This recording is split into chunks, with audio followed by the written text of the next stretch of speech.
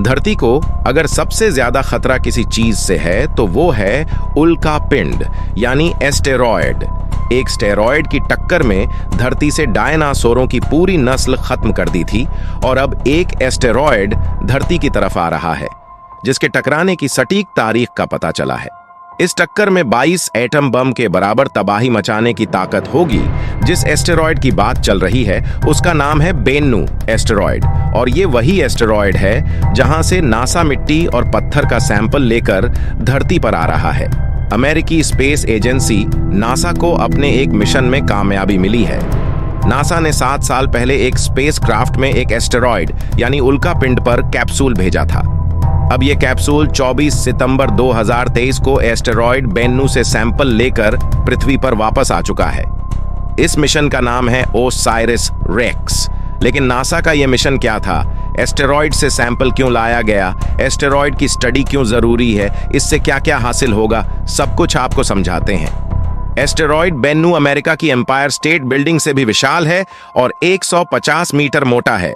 Bennu पृथ्वी से 20 million मील दूर है और अरबों साल पुराना एस्टेरॉयड बेन्नू में अब तक ज्यादा बदलाव नहीं आए, यानी जब से यह बना है तब से वैसा ही है। इसीलिए इसके जरिए ग्रह कैसे बने यह पता लगाया जा सकता है। Asteroid Bennu B type asteroid है, यानी इस एस्टेरॉयड पर कार्बन की क्वांटिटी बहुत ही ज्यादा है, इतनी ज्यादा कि सूरज की रोशनी जब इस पर गिरती है तब यह सूरज की रोशनी को केवल 4% ही रिफ्लेक्ट कर पाता है, जबकि पृथ्वी पर सूरज की रोशनी को 30% से ज्यादा रिफ्लेक्शन मिलता है। वैज्ञानिकों के अकॉर्डिंग एस्टेरॉयड बीनू 4 अरब साल पुराना हो सकता है। अंदर से यह 20 से 40% खोखला है। एस्टेरॉयड बीनू अगर पृथ्वी से टकराता है तो यह धरती का बहुत ज्यादा नुकसान कर सकता है। इसमें 12,000 मेगाटन एनर्जी है, यानी न्यूक्लियर वेपन की कंपैरेटिवली में 25 गुना ज्यादा खतरनाक है। वैज्ञानिकों के अनुसार यह एस्टेरॉयड 22वीं या 23वीं सदी के दौरान पृथ्वी से टकरा सकता है। अब देखते हैं कि नासा के इस मिशन को कामयाबी कैसे मिली और क्या चैलेंज आता है। एस्टेरॉयड बीनू से सैंपल लाने के लिए स्पेसक्राफ्ट में भेजी गई कैप्सूल को वापस लाने का अलग तरीका अपनाया गया। दरअसल पृथ्वी पर कैप्सूल को स्पेसक्राफ्ट नहीं लाया, बल्कि स्पेसक्राफ्ट ने ऊपर से कैप्सूल को नीचे धरती पर फेंका है। स्पेसक्राफ्ट से इस कैप्सूल को अमेरिका के ऊटाह रेगिस्तान में सक्सेसफुली गिराया गया। नासा के लिए इसे ड्रॉप करना ही सबसे डिफिकल्ट चैलेंज रहा। इसे स्पेस से ही गिराया गया और इसके बाद इस लैब में लाकर इसकी जांच की जा रही है।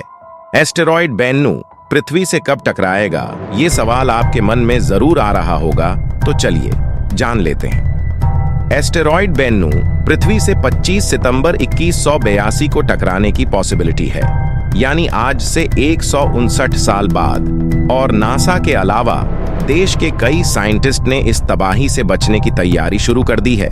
डेली स्टार नाम की वेबसाइट की खबर के हिसाब से पृथ्वी के तबाही की यही तारीख बताई गई है, लेकिन फिलहाल अभी यह तारीख काफी दूर है और खुशनसीबी से हम में से कोई वो दिन देखने के लिए जिंदा ना रहेंगे। दोस्तों, आपसे फिर मुलाकात होगी, तब तक खुश रहे और अपनों का ख्याल रखें।